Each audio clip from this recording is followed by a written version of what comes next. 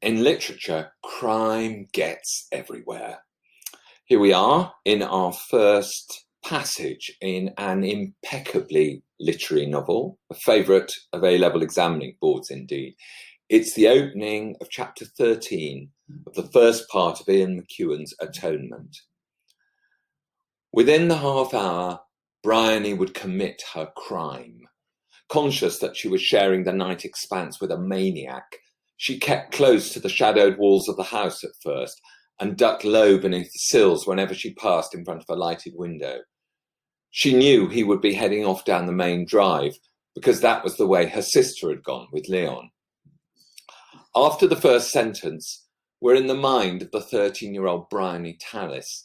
In the fever of her fantasies, she has decided that her sister's lover, Robbie, is this maniac. She will soon come upon the scene of a crime, the rape of her cousin Lola. The perpetrator, in fact, will never be identified or caught. In fact, his victim will go on to marry him. But the first sentence, within the half hour Bryony would commit her crime, that is also Bryony's thought, Bryony's judgment, but decided, recognised many years later when she comes actually to write the story that we're now reading. Thus, that odd leap forward in time to events that have not yet taken place. Within the half hour, Bryony would commit her crime. The narrative turns out to be an atonement for her crime, which is to misidentify the rapist as Robbie and ensure that he is wrongly convicted. The novel's all about crime, although it actually omits much of the machinery that we know, the police, the interrogation room, the trial, that we associate with crime, largely because of the narratives we're used to from film and television. And I'll return to this omission of machinery in the last part of the lecture. For a while now, we've tended to put the literature of crime in its own special space. And here on our next slide is that space, the crime section of a large bookshop. You can go into a special room to get your fix of crime if you want, a room that's separate from the rest of fiction, or the other novels which are not crime novels. Crime actually only started being used as a word for a special kind of fiction at the very end of the 19th century.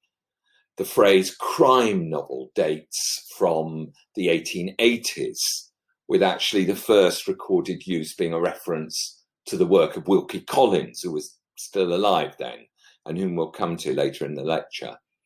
And the next couple of decades saw the first recorded uses of other comparable phrases. Crime story in 1886, crime novelist 1898, crime fiction first used in 1905, and crime writer, a new kind of occupation, in 1914.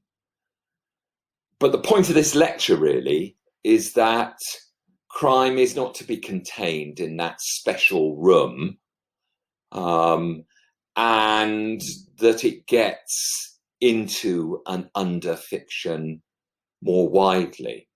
McEwan is just one of those contemporary literary novelists for whom crime seems never far away. You can tot up the murders in his oeuvre. There are murders in The Comfort of Strangers, in Amsterdam, a couple there, in more recently his novel Nutshell.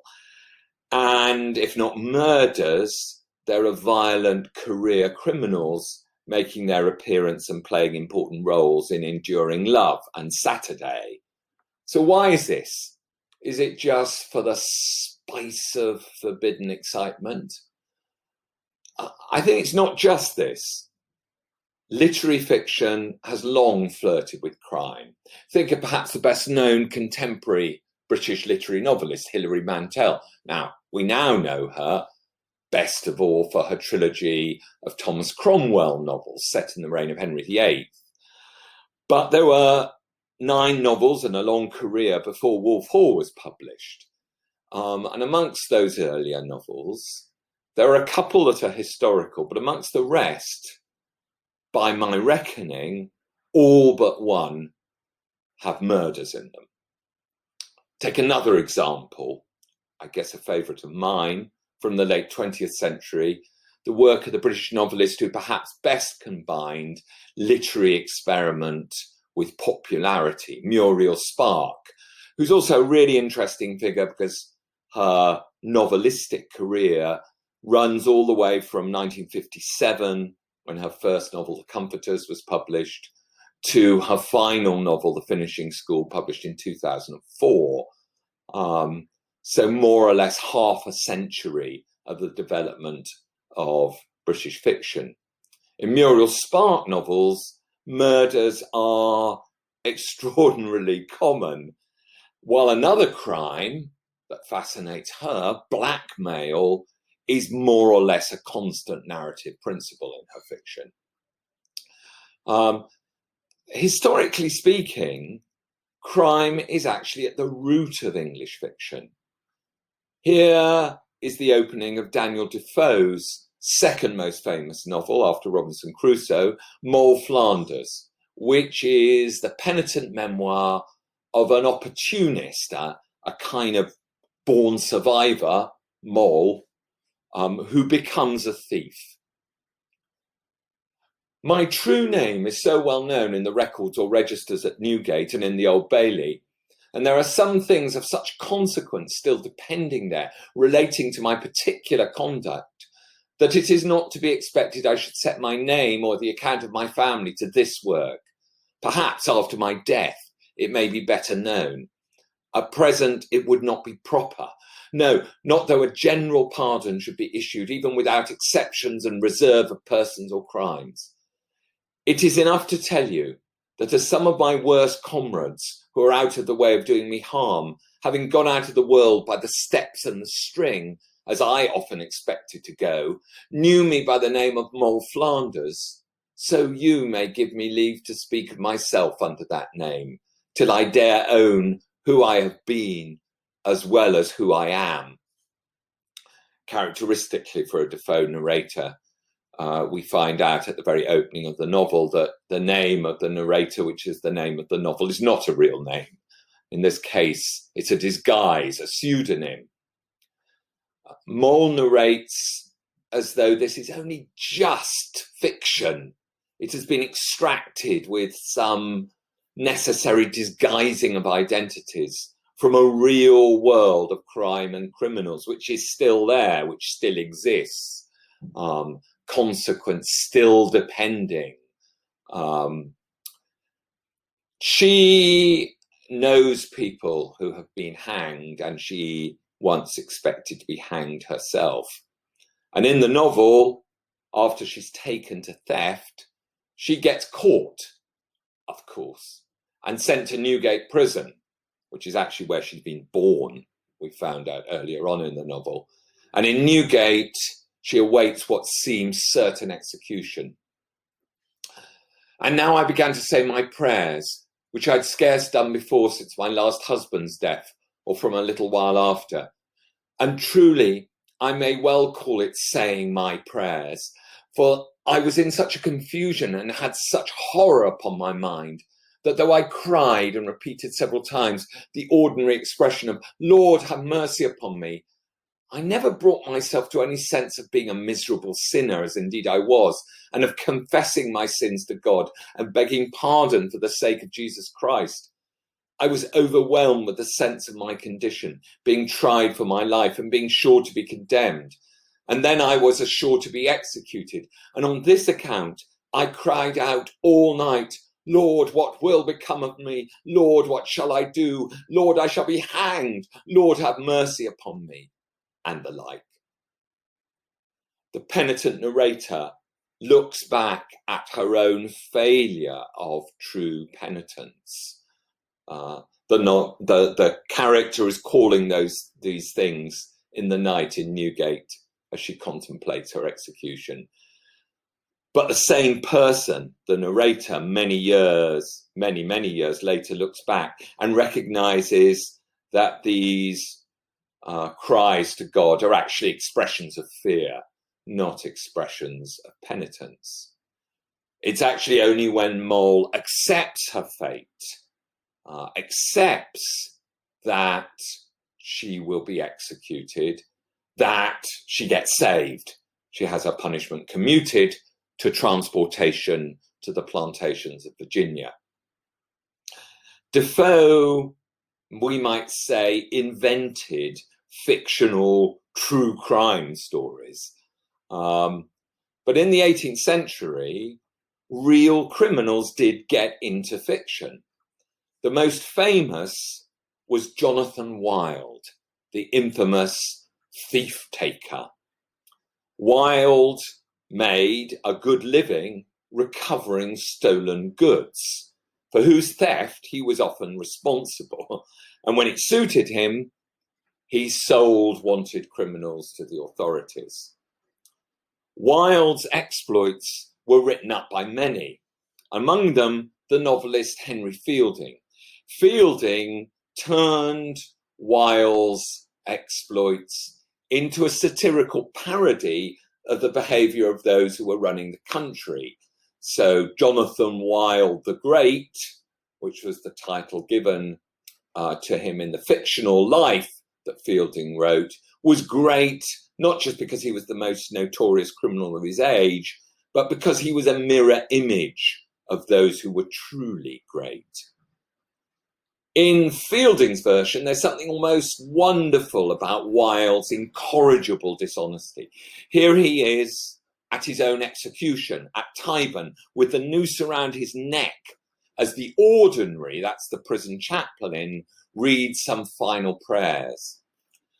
We must not, however, omit one circumstance, as it serves to show the most admirable conservation of character in our hero to his last moment, which was that whilst the ordinary was busy in his ejaculations, Wild, in the midst of the shower of stones, etc., which played upon him, applied his hands to the parson's pocket and emptied it of his bottle screw, which he carried out of the world in his hand. The ordinary being now descended from the cart, Wild had just opportunity to cast his eyes round the crowd and to give them a hearty curse, when immediately the horses moved on, and with universal applause, our hero swung out of this world. The teenage Fielding had actually been among the spectators at Wild's actual execution in 1725, and it bore very little resemblance, by all accounts, to the version that Fielding gave. Apart from anything else, Wild, who had attempted suicide the night before by taking laudanum, was still in such a dopey condition that he was certainly not capable of the final sort of daring and mischievous act of larceny with which Fielding credits him. Jonathan Wild comes back to life in Victorian fiction. For some Victorian novelists, the 18th century becomes a kind of fictional place where they can find dashing or blood-curdling criminals and their exploits. One who had great success revisiting these was William Harrison Ainsworth, who began as a reluctant and financially hard-pressed lawyer who tried his hand at various kinds of writing, but had his first great success in 1834 with Rookwood, a murderous family tale set in the 1730s and featuring the semi-mythical highwayman Dick Turpin. And it was a great success. And here is a picture of Ainsworth from exactly around that time, 1834, painted by the successful Irish portraitist Daniel Maclise, who was also painted Dickens. Ainsworth, on the back of this success, dropped the law, became a dandy, I think you can sort of see that, and indeed befriended the young Dickens, who had just begun publishing Oliver Twist in instalments in a magazine called Bentley's Miscellany. Oliver Twist is, of course, a story of crime. One of its criminals, Bill Sikes, is famously murderous and repulsive. But other criminals in the novel, the Artful Dodger, certainly, and kind of Fagin in his way, are entertaining and even alluring. In the attempt to corrupt Oliver, whom the gang want to make into another criminal, Fagin gives him some bedside reading. And his encounter with that is our next passage.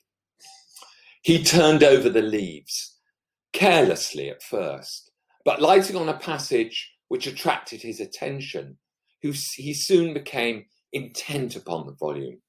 It was a history of the lives and trials of great criminals, and the pages were soiled and thumbed with use. Here he read of dreadful crimes that made the blood run cold, of secret murders that had been committed by the lonely wayside, of bodies hidden from the eye of man in deep pits and wells, which would not keep them down, deep as they were, but had yielded them up at last after many years, and so maddened the murderers with the sight that in their horror they confessed their guilt and yelled for the gibbet to end their agony. Here, too, he read of men who, lying in their beds at dead of night, had been tempted, so they said, and led on by their own bad thoughts to such dreadful bloodshed as it made the flesh creep and the limbs quail to think of. Dickens wonderfully lets his sentence enact the horrified excitement with which Oliver is reading them. Fagin seems to believe that reading about crime will prepare you for crime, will sort of make you a nascent criminal. What Fagin has given Oliver was probably the Newgate Calendar, or Malefactor's Bloody Register, a perennial bestseller ever since its first appearance in 1728.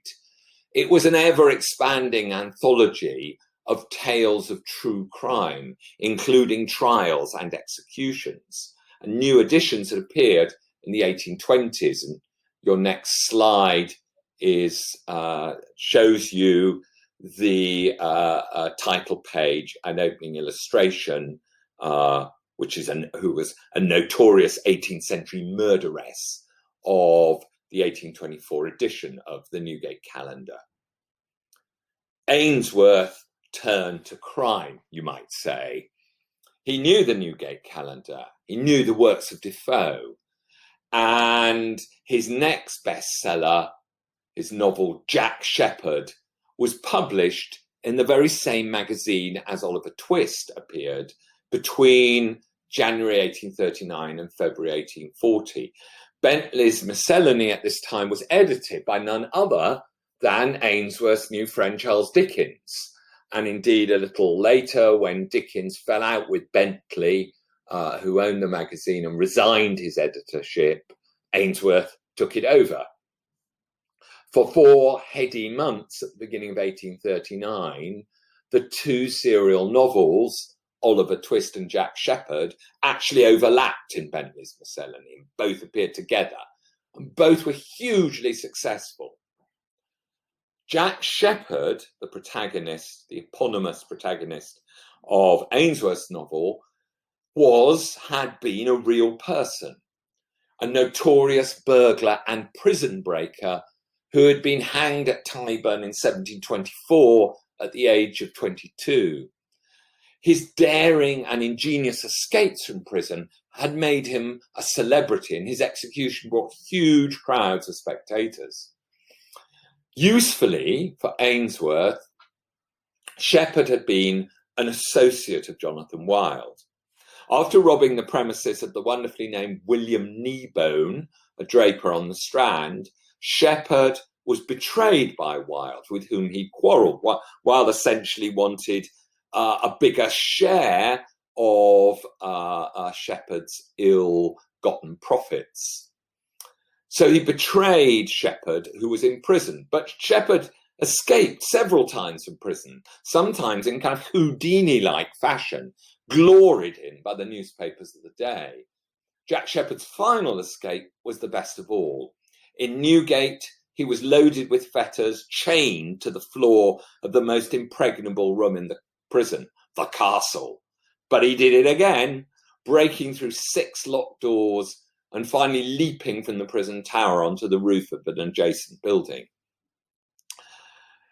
Sheppard always seems to have been careless of concealment when at large, and always got rearrested very quickly.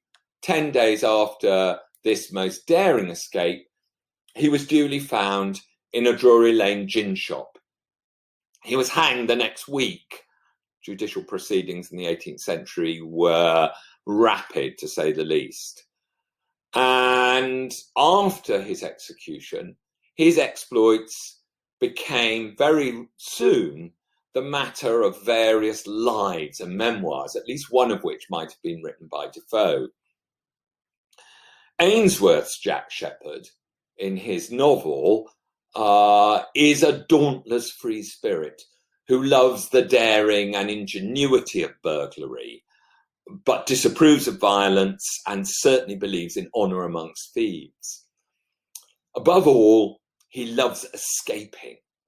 Here he is in our next passage, imprisoned in the new prison in Clerkenwell with his mole, Edgeworth Bess, who was another real person.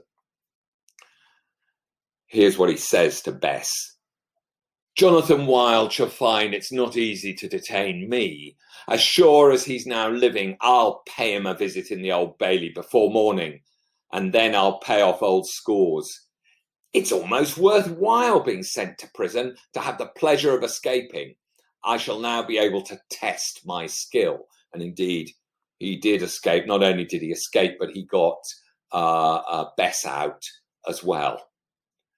Sheppard is all the more an anti-hero in Ainsworth's telling for being pitted against the cunning and inhuman Jonathan Wild, the novel's presiding Machiavel. Jack Sheppard was a bestseller, but there was a gathering controversy about books like this, stories of criminals, what came to be called Newgate novels. Critics had moralised for a while, some asserting that these novels had exactly the effect that Fagin expected when he handed Oliver the Newgate calendar to read. The accusation was that in our vocabulary, these books glamorised crime. The accusation took on a weird new force when it was reported that Francois Courvoisier, a Swiss valet who was convicted in 1840 of cutting the throat of his employer, Sir William Russell, had been fired up to commit the murder by, of course, reading Ainsworth's Jack Sheppard. Strangely enough, Ainsworth's novel rather supports the accusation that stories of crime make criminals. The young Jack Sheppard is shown as an apprentice to a London carpenter, which is just what he was, actually, in historical fact. In Ainsworth's telling, he is dexterous, he's skilled with his hands, of course, that helps him become an escaper, but idle. He prefers to read exciting tales instead of doing his work. And what do you suppose he reads? Well, we're told in the next passage. Jack Sheppard's library consisted of a few ragged and well-thumbed volumes abstracted from the tremendous chronicles bequeathed to the world by those Froissarts and Holinsheds of crime, the ordinaries of Newgate. Froissart and Holinshed were both historical chroniclers who collected Froissart's case from France, Holinshed from England, who collected and retold the stories of monarchs and wars. So it's a kind of slightly mock heroic comparison. The ordinaries of Newgate, the chaplains of Newgate Prison, earned extra money by writing up and publishing the dying recollections and confessions of the criminals whom they visited in prison just before they were executed. So this is what Jack Sheppard reads. The Newgate novel controversy ensured that no respectable British novelist would write stories of crime and criminals again, apparently. And yet, crime comes back again. Dickens knew that the appetite for tales of crime remained undimmed. The popular press continued to provide such relishable narratives under the guise of sober court proceedings. In Great Expectations, the narrator recalls being taken as a boy by Joe Gargery, the blacksmith, his guardian and his brother-in-law, to the local pub, the Three Jolly Bargemen, where the parish clerk, Mr. Wopsle, a man with brilliantly absurd theatrical ambitions, is reading the newspaper aloud to a group assembled round the fire. This group includes Joe Gargery, who of course is illiterate. One of the reasons Mr. Wopsle reads to people is because they can't read themselves. A highly popular murder had been committed, and Mr. Wopsle was imbrued in blood to the eyebrows. He gloated over every abhorrent adjective in the description and identified himself with every witness at the inquest. He faintly moaned, "I am done for," as the victim, and he barbarously bellowed, "I'll serve you out," as the murderer. He gave the medical testimony in pointed imitation of our local practitioner, and he piped and shook as the aged turnpike keeper who had heard blows, to an extent so very paralytic as to suggest a doubt regarding the mental competency of that witness. The coroner, in Mr. Wopsle's hands, became Timon of Athens, the beadle Coriolanus. He enjoyed himself thoroughly, and we all enjoyed ourselves and were delightfully comfortable. Dickens wonderfully captures the comedy of our pleasure in crime. We were delightfully comfortable. One of Dickens's many special gifts is for combining comedy and horror, and Great Expectations, from which this is taken, does that peculiarly well. Into this scene, the Three Jolly Bargemen, comes the threatening London lawyer, Mr. Jaggers, who in brutal, lawyerly fashion humiliates Mr. Wopsle, actually, by cross-examining him about his confidence that the accused in the trial is indeed guilty. Jaggers, of course, can get almost anybody off. In Great Expectations, you just can't get away from crime. Famously, the first event in the novel is young Pip's encounter in the churchyard with an escaped convict. Crime comes back again, if not exactly to take possession of fiction, certainly to haunt it. Here, in our next passage, is the older Pip in London, awaiting the arrival of the beloved but unloving Estella. Mr. Wemmick and I parted at the office in Little Britain, where suppliants for Mr. Jaggers's notice were lingering about as usual, and I returned to my watch in the street of the coach office with some 3 hours on hand.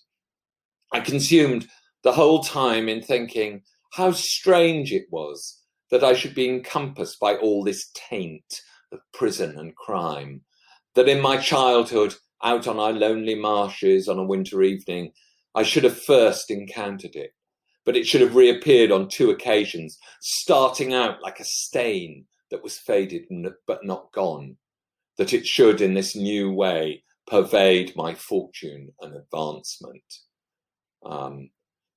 Those suppliants referred to are, of course, themselves either the relatives of the accused whom Jaggers, they hope, will defend, will help get off. His business is crime. Everywhere around Pip is crime. Jaggis's premises are right conveniently located for Newgate Prison, beneath whose walls Pip often finds himself. With all his gentlemanly ambition, precisely because of it actually, Pip cannot escape crime.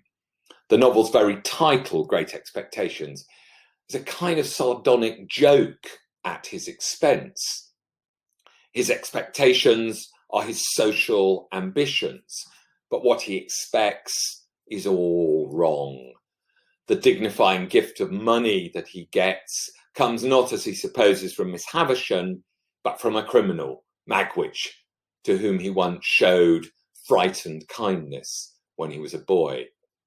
Magwitch returns to see the gentleman that he has made.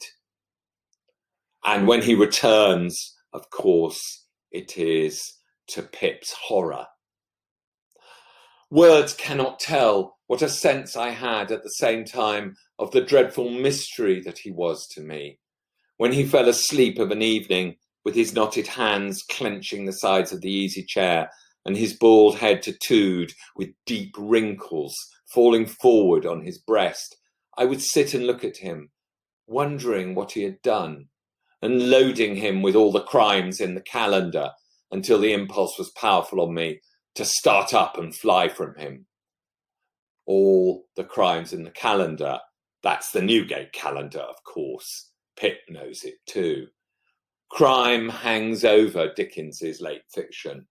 Our Mutual Friend, his last completed novel, involves theft, blackmail, 2 attempted murders and 1 successful murder.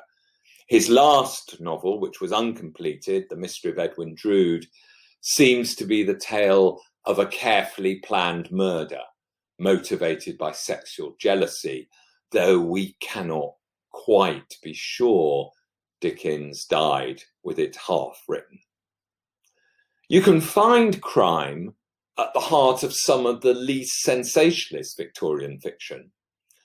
We all know that George Eliot's Middlemarch is a story of mistaken marriage choices, thwarted ambitions, provincial obsessions and prejudices, a whole community, in fact.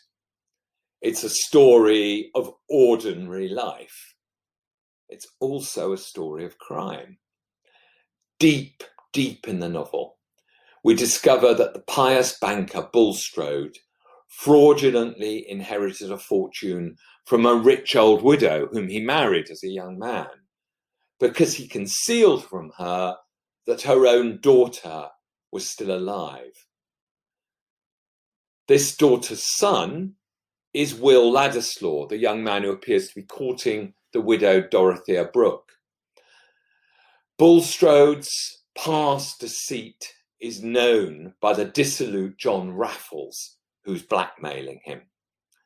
Prompted by Raffles's reappearance, Bulstrode approaches Ladislaw to make some reparation. Ladislaw, we discover at the opening of the next passage, is not going to bend to Bulstrode's suggestion. He was not in the least touched and said firmly, "Before I make any reply to your proposition, Mr. Bulstrode, I must beg you to answer a question or two. Were you connected with the business by which that fortune you speak of was originally made?" Mr. Bulstrode's thought was, Raffles has told him. How could he refuse to answer when he'd volunteered what drew forth the question? He answered, "Yes." "And was that business, or was it not, a thoroughly dishonourable one, nay, one that if its nature had been made public might have ranked those concerned in it with thieves and convicts?" Will's tone had a cutting bitterness. He was moved to put his question as nakedly as he could. Eliot, we might say, doubles down on the criminality. Not only was Bulstrode's fortune criminally inherited, it was, it turns out, itself the proceeds of crime. Mr. Dunkirk, the first husband of the widow whom Bulstrode married, had actually become rich from selling on stolen goods, and Bulstrode knew this and participated in it when he took over the business after Mr. Dunkirk's death. Raffles turns up to blackmail Bulstrode with the secret of his past. Raffles, an ill man and an alcoholic, will die under suspicious circumstances. Bulstrode is responsible for his care and is, at the very least, willfully forgetful about how much or how little opium that's been prescribed to him by the doctor Lydgate he should take, and whether it should or should not be accompanied by the brandy that Raffles is always asking for. Raffles dies conveniently, although actually unconveniently for Bulstrode. This perennial drunk has already gossiped about Bulstrode's past in Middlemarch, so his death does not actually bring relief for Bulstrode. Indeed, it makes things worse, as soon rumours spread about the suspicious circumstances of Raffles's death. It's one of those almost murders that feature in actually one or two classic Victorian novels. Famous example is Emily Bronte's Wuthering Heights. Heathcliff gains ownership of Wuthering Heights by gambling at cards with the alcoholic Hindley Earnshaw, who then comes to a suspicious end. Aged only 27 and apparently strong, even if he is a boozer, he somehow, Heathcliff tells everyone, manages to drink himself to death. It prompts the question that became the title, perhaps the unanswerable question that became the title of this book, next illustration by my friend and former colleague John Sutherland. Heathcliff, a murderer? Maybe. Or what about Thackeray's Vanity Fair, where the canny, cunning anti-heroine, Becky Sharp, down on her luck in Germany, bumps into and takes up again with the wealthy, foolish Joss Sedley. Shortly after signing away some of his fortune via a dodgy life insurance policy, Joss dies in suspicious circumstances. Has Becky helped him on his way? Well, perhaps murderers can get away with it. One of the great and most charming villains of 19th century fiction certainly thinks so and says so. In Wilkie Collins's The Woman in White, Count Fosco playfully yet menacingly engages in a debate with the novel's heroine, Marion Halcombe, and her half-sister Laura about whether English murderers are likely to get away with her crimes. Here we are in our next passage. Crimes cause their own detection, do they? He is echoing here what Laura believes and has said. And murder will out, another moral epigram, will it? Ask coroners who sit at inquests in large towns if that is true, Lady Glyde. Ask secretaries of life insurance companies if that is true, Miss Halcombe. Read your own public journals.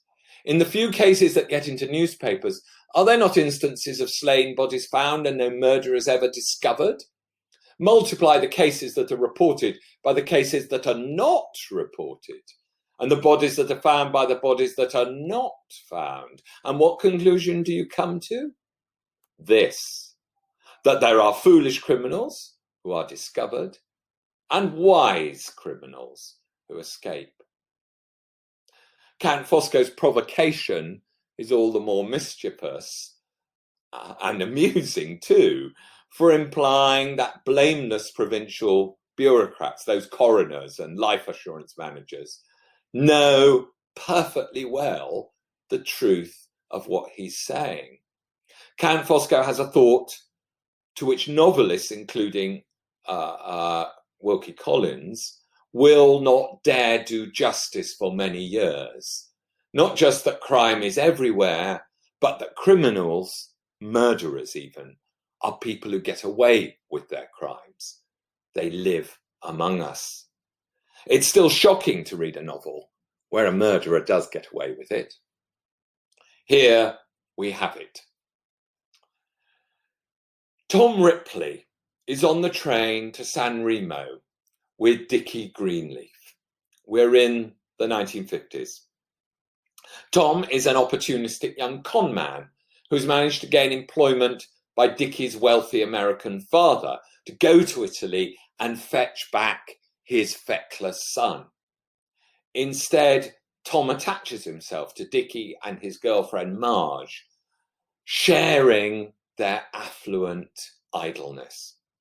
But now Dickie has told Tom that he and Marge have had enough of Tom. They're going off skiing on their own. He had failed with Dickie in every way. He hated Dickie because however he looked at what had happened, his failure not being his own fault, not due to anything he had done, but due to Dickie's inhuman stubbornness and his blatant rudeness. He had offered Dickie friendship, companionship and respect, everything he had to offer, and Dickie replied with ingratitude and now hostility. Dickie was just shoving him out in the cold. If he killed him on this trip, Tom thought, he could simply say that some accident had happened. He just thought of something brilliant. He could become Dickie Greenleaf himself. The free indirect style of this, though it's narrated in the third person, puts us in the thought processes of Tom, the wonderful self-righteousness with which a would-be murderer gathers up his moral resources. His blatant rudeness. Dickie's been rude to him. Well, he's going to be punished for that because Tom is going to become Dickie Greenleaf. When the two young men arrive in San Remo, Tom suggests that they take a boat out. They hire a little motorboat. Out at sea, as Dickie's stripping down to his swimming trunks, Tom brings the single oar down on his head.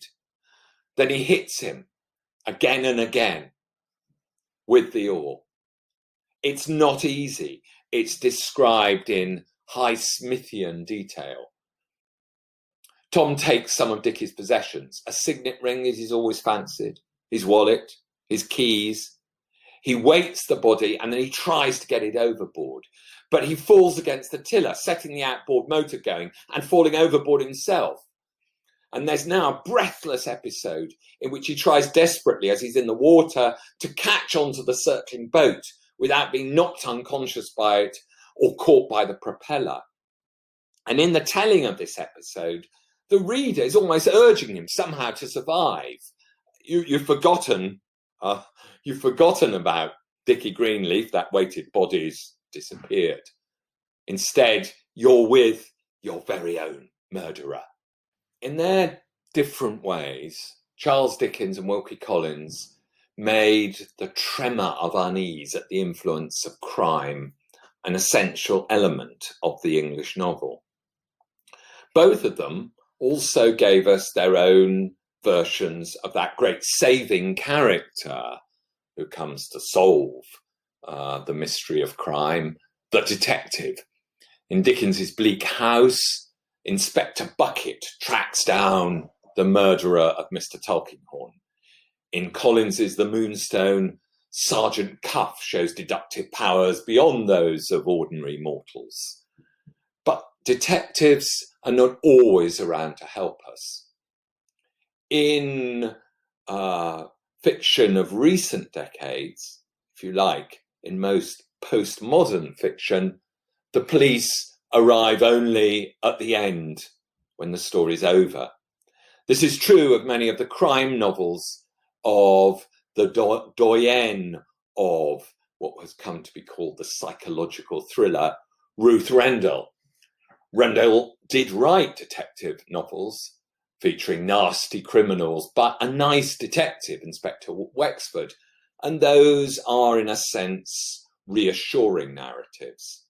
And then she wrote also those psychological thrillers, not reassuring at all, in which the police either never appear or appear only at the novel's conclusion. I mentioned at the beginning of this lecture how in Atonement, though there's a crime, the police are largely left out of the story. This is actually something of a trope of Ian McEwan's. Here are passages from the very end of 3 of his novels in which belatedly those agents of narrative justice, the police, appear. First of all, his first complete novel, The Cement Garden, published in 1978. It was the sound of 2 or 3 cars pulling up outside, the slam of doors and the hurried footsteps of several people coming up our front path that woke Tom. Through a chink in the curtains, a revolving blue light made a spinning pattern on the wall. Tom sat up and stared at it, blinking. We crowded round the cot and Julie bent down and kissed him. There, she said. Wasn't that a lovely sleep? That sight of the revolving blue light making its pattern on the wall sort of epitomizes the narratively belated appearance of the police in recent fiction. It happens again in a different way in Ian McEwan's The Comfort of Strangers, published in 1981, which is a story of a murder witnessed in a helpless and drugged state by one of the main characters, Mary. The murder of her lover. At the end, set in Venice, and at the end, the police finally come into it, but not really to help or to solve anything. This particular department had dealt with several such crimes. A senior uniformed policeman who brought Mary a cup of coffee in the waiting room sat down close beside her and explained some of the key characteristics. He tells her that actually the bizarre and perverse murder that she's witnessed is not unusual, actually. There are people who do this sort of thing, who befriend people in order to kill them, and then are apparently careless about leaving evidence of what they've done. He concluded by tapping her knee and saying for these people, it was as if being caught and punished was as important as the crime itself. Mary shrugged. The words victim, assailant, the crime itself meant nothing, corresponded to nothing at all. Crime, as it were, goes deeper than the police, than detectives can ever know or understand. In one of his recent novels, Nutshell, which is kind of formed on the plot of Shakespeare's Hamlet, the police again arrive only after everything's over. This novel is narrated by a baby in the womb who's born near the end of the novel. And that's the I we hear. Trudy and I must have dozed. I don't know how many, Trudy's the mother. I don't know how many minutes have passed until we hear the doorbell, how clear it sounds. Claude is still here, still hoping for his passport. He may have been downstairs to hunt. Now he goes towards the video phone. He glances at the screen and turns away. There can be no surprises. 4 of them, he says, more to himself. We contemplate this. It's over. It's not a good end.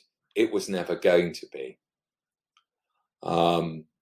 Perhaps Ian McEwan has been reading his Muriel Spark, a novelist whose often genteel characters, usually genteel characters, often have ugly thoughts and do ugly deeds. Crime underlies everything. But the police only arrive when the party's over. In her brilliant little novel Symposium, written when Spark was in her 70s, there are 3 certain murders and 2 possible murders, 2 suspicious disappearances in the past, which might have been murders. And there's a plot in which a butler for hire and a nice young American graduate student who works as a waiter at upmarket soirees actually earn extra by informing a criminal gang of the addresses of wealthy dinner guests who are, of course, away from home for the evening. So crime underlies the plot of the novel. The novel begins with the beginning of one of these smart London dinner parties. It's being hosted by a couple, Hurley and Chris, man and woman. Chris is a woman, affluent, in their 50s. The novel ends with the end of the dinner party.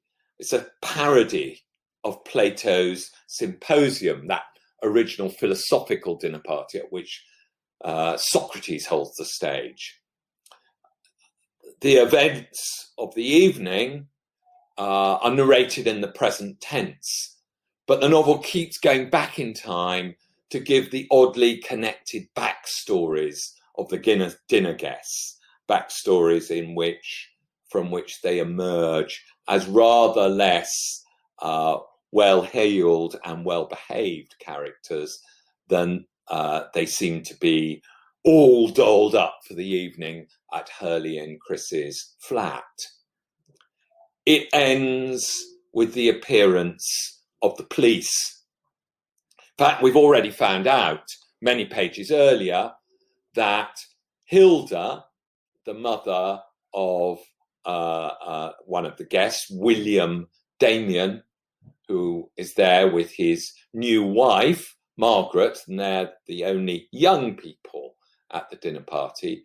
And we already have found out that Hilda has died, has been killed, because she has gone to the flat that she has purchased for this couple with a painting, which is a present for them. And of course, the flat is being burgled at the time, and one of the burglars kills her. That too is in the present tense, while the dinner guests gather. Hilda is dying, we have found out, over 100 pages before the end of the novel. But now we are at the end. Hurley and Chris are saying goodnight to their friends when the bell rings. "Hilda," says Chris. It is not Hilda, but a police officer. They have found Hurley's name in her diary. "Look in after dinner." Hurley stands at the front door with the policeman. Another officer sits outside in the police car waiting. "Hilda Damien? Her son is here." William is staring at the man in uniform. "They stole a picture. I'm very sorry to tell you that Mrs. Damien has been the victim of a misfortune. My condolences. If you wouldn't mind coming along." The victim of a misfortune, indeed. That policeman's wonderful, chilling euphemism. There's more than a couple of other novels in which police arrive at the end of one of Muriel Spark's narratives. And I'll end this lecture with an especially strange example. In her odd, experimental, upsetting novel from 1970, The Driver's Seat, apparently Muriel Spark's own favourite amongst her works, the protagonist, Lise, travels from some unidentified city to some southern European city on a kind of quest, a quest which we realise quite soon is a quest to be murdered in this why-done-it as Spark herself called it, we're told that Lise is to be murdered very early on in the novel, which keeps leaping ahead to its inevitable ending. Like parts of Symposium, it's narrated in the present tense. Lise's murderer-to-be is encountered on the plain, although actually we only really see on a second reading that we can grasp this fact.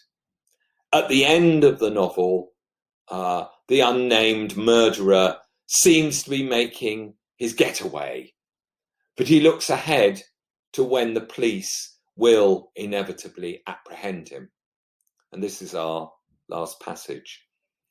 He sees already the gleaming buttons of the policemen's uniforms, hears the cold and the confiding, the hot and the barking voices, sees already the holsters and the epaulettes and all those trappings devised to protect them from the indecent exposure of fear and pity and fear. That wonderful chiasmus, fear and pity and fear, which echoes, of course, those elements that Aristotle says are essential to tragedy. You note also the brilliantly tasteless use of that procedural idiom, indecent exposure. It's the trappings of the police are designed to protect not us, but them, the police, from the indecent exposure of fear and pity and fear. In this kind of fiction, everything about the police is to protect them from what Aristotle tells us is the real stuff of tragedy, of murderous life. No wonder the police in this kind of fiction only get to arrive when it's all over. The novel cannot, I think, forget its shady Moll Flanders-like origins. We may not think, like Fagin, that reading about crime ripens you for crime, but novelists have continued to be fascinated by criminality, and indeed to be fascinated by our obsession with criminality. Fictional characters like Pip in Great Expectations may dread the taint of crime, but novelists cannot help but relish it.